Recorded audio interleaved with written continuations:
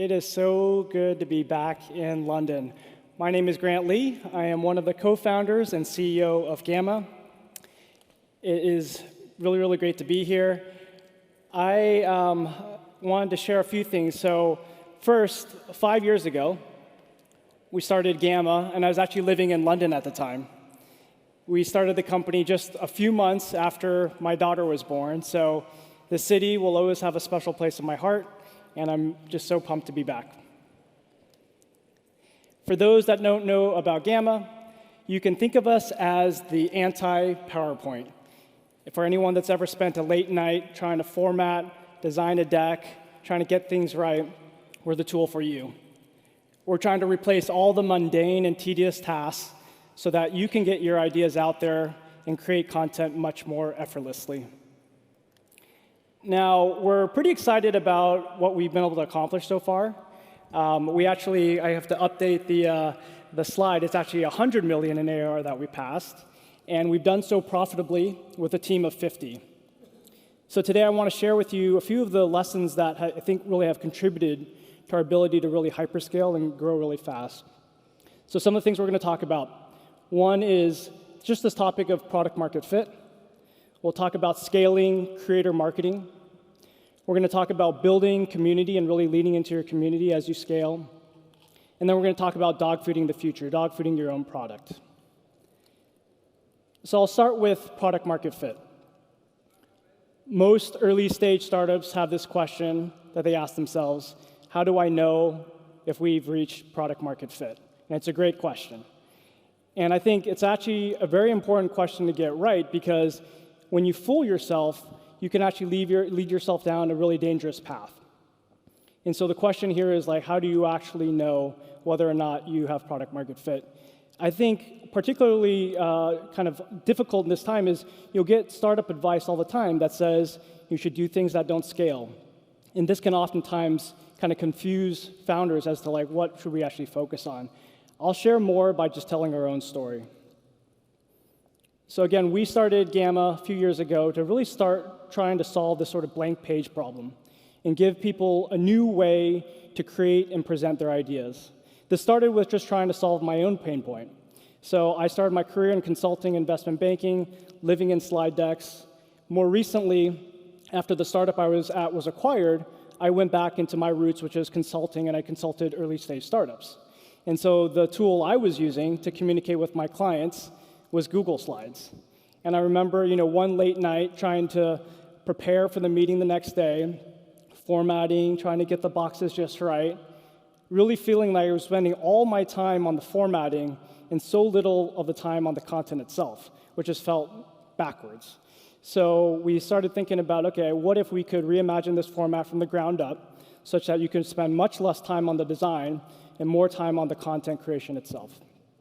I tapped two of my former colleagues from a previous startup we worked at together to sort of start prototyping nights and weekends. And our prototype looked something like this on the left, which is this sort of hybrid document deck-like medium that allowed people to create stuff much quicker, but is also multimedia rich and interactive. And we sort of eventually got this prototype to a good enough place where we used that prototype to use as our pitch deck. So our pre-seed pitch deck was this prototype. For the first time in my career, I used something that wasn't slides to present. And it was a fun way to kind of start the journey at Gamma. Now, this is me. This is a picture of me starting to practice my pitch. Again, I was living in London at the time, and so I had to borrow some furniture from my kids because we didn't have much in our flat. This is me propped up during the daytime, starting to practice my pitch. Now, due to the time difference, a lot of the investors I was pitching lived in the US, so I'd have to do all of my pitches in the middle of the night. I would set up around 8 p.m., so after we had got the kids to bed, I would pick up this little desk, move it to the far corner of the flat, far away from them, so I wouldn't disturb them in the middle of the night, and I'd start setting up. So it was between the sort of kitchenette that we had and this little laundry closet. Put the desk, sit down, put a fake Zoom background so that nobody knew where I actually was, and I'd start pitching. And so these were back-to-back pitches from like 8 p.m. to 2 a.m. every single night. The first day, I start pitching. I do my first two. They go pretty well. I'm like, okay, starting to feel pretty good about myself. This thing isn't too hard. I get to my third pitch, 20 minutes in, deliver the pitch, and then wait for the investor to start asking me some questions. And so there's some silence, and I'm waiting. And then he finally says, "This has got to be the worst idea I've ever heard. Not only are you going up against massive incumbents, they have ultimate distribution. There is no way you will ever succeed." And so in my head, I'm thinking, Grant, you gotta come up with a super smart rebuttal here. Come on, think of something smart to say.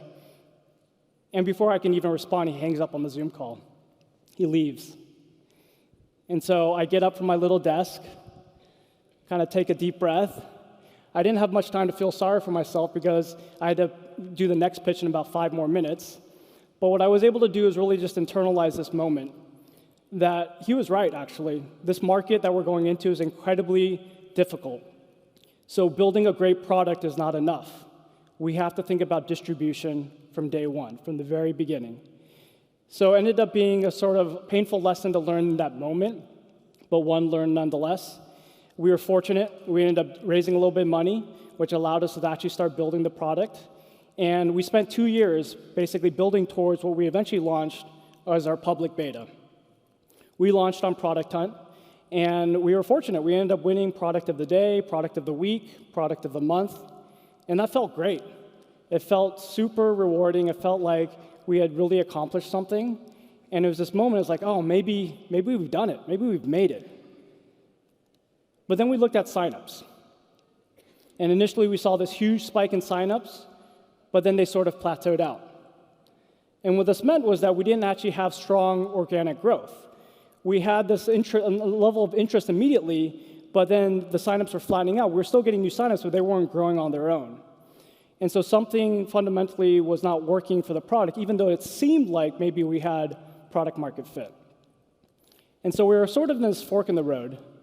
Do we invest more in marketing to drive top of the funnel, or do we go back and try to fix the product?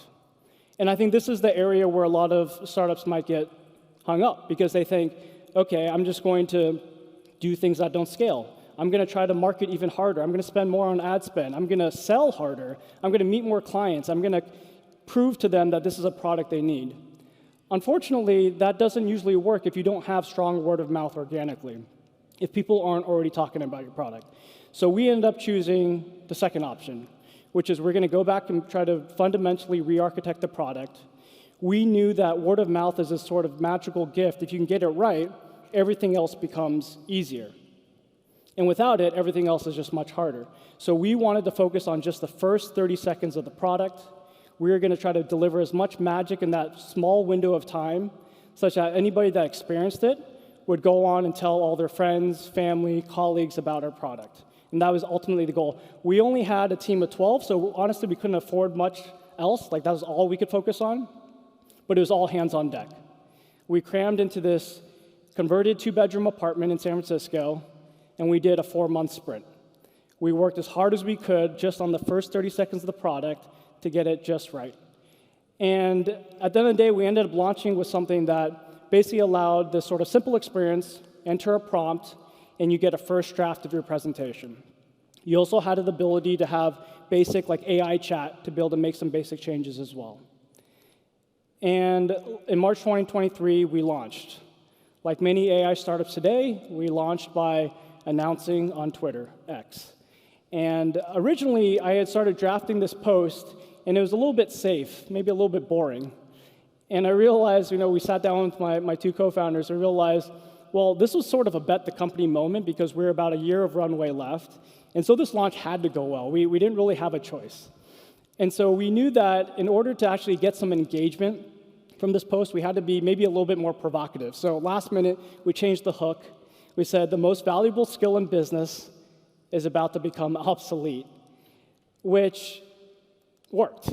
We ended up getting Paul Graham to respond. He said, well, surely making the thing described by the slide deck is a more valuable skill than making the deck itself. And these are the sort of things where it was exactly as intended. We needed people to actually engage with the post. This sort of comment ended up boosting engagement. The post itself went viral, but more importantly, the product itself went viral. So that little spark drew basically a couple thousand signups on day one. And then on day two, we got like 5,000 signups. Then we got like 10,000 signups per day. Then we got 20,000 signups per day. Then 30,000 signups per day. Then 50,000 signups per day. And the number just kept going up. And this was all despite not doing any marketing, not any advertising. It was all word of mouth. People were using the product and sharing it with others. There was organic virality. For the first time, we didn't have to do anything. The product was just growing on its own. And so for us, it was this realization that word of mouth is this thing where if you get it right, everything else becomes easier. It's the only form of distribution that amplifies all other forms of distribution. And the only way you can earn it is by doing the hard work on the product. It is not a form of distribution that can be bought. Go back to the product, get that right. That was kind of the main lesson learned here. And for us, it was sort of the starting point for us of this inflection of growth. Let's talk a little bit about creator marketing. So this Twitter post was my first foray into trying to pretend to be a creator. I come from a finance background. I know nothing about influencer marketing. And so for me, I wanted to really just try to understand what it takes. And doing this first kind of Twitter post, this creator moment, helped me understand that this is going to be incredibly important. If we can get this right, it could actually unlock more growth for us over time. But I have to learn, and I got to start with the basics. So the basics being everything everybody knows, start posting regularly. You really want to try to build empathy with other creators and other influencers. How do you write a good hook? How do you create content that's actually engaging? These are incredibly hard and very not intuitive for me, and so just trying to practice that on a daily basis and really learn what it takes. It started off somewhat slowly, but then over time I got a little bit better and better.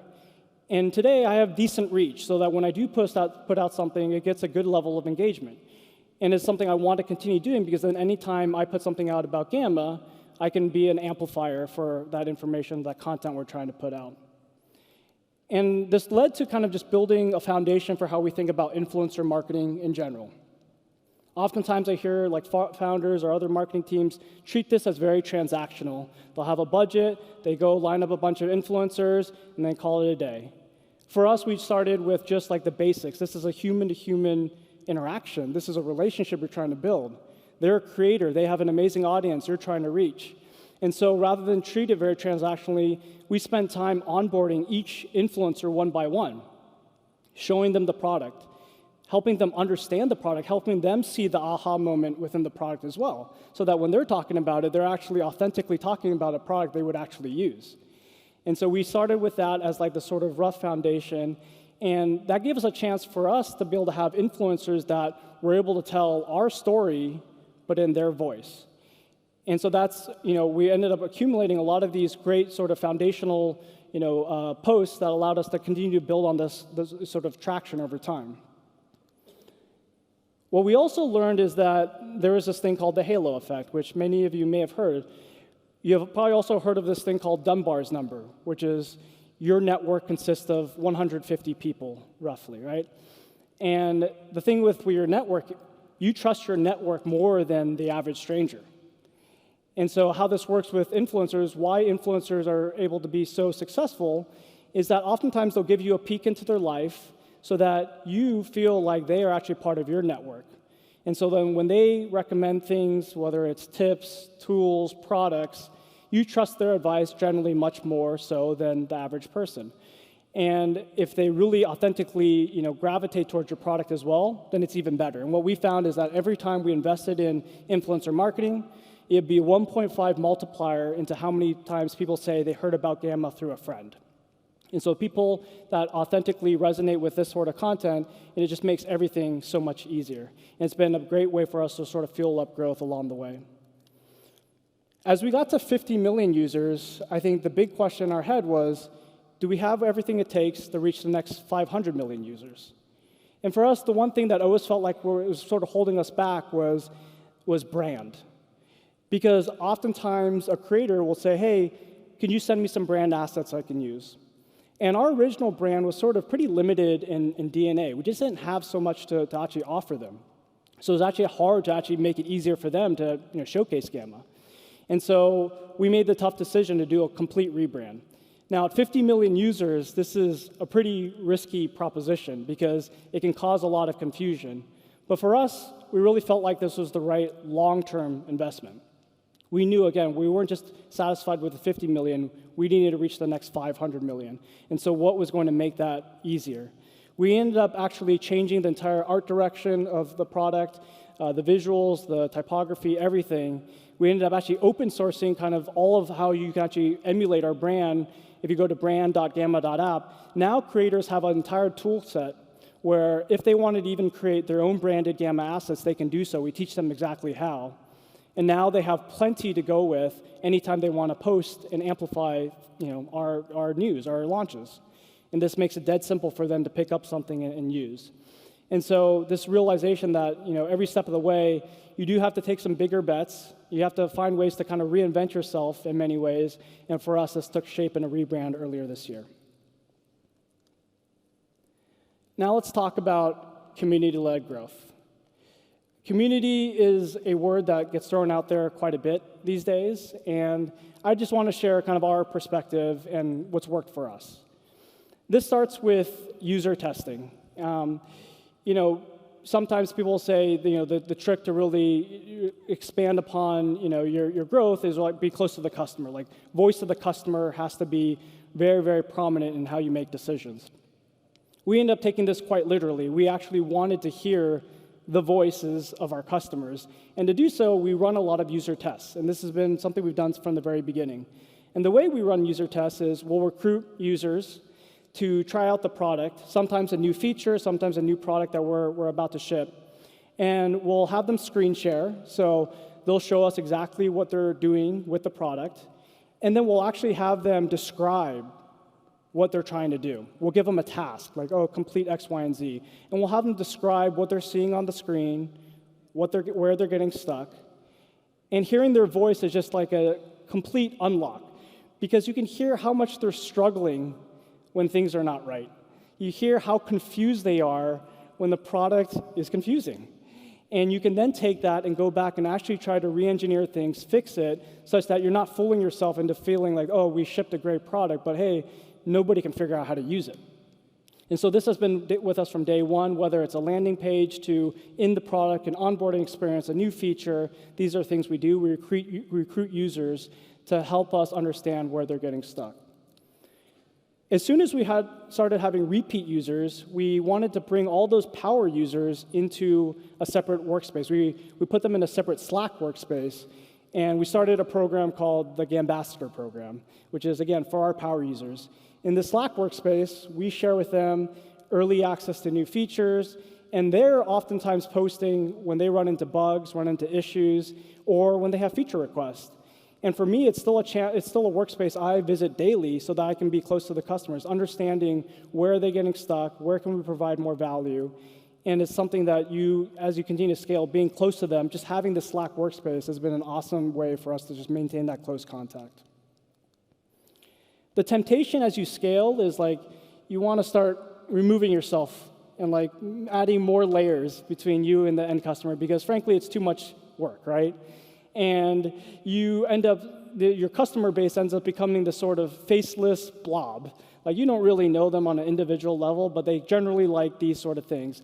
I think that's a risky thing for a startup to allow to happen. So instead, we've tried to lean in the opposite way, which is we want to get them even closer.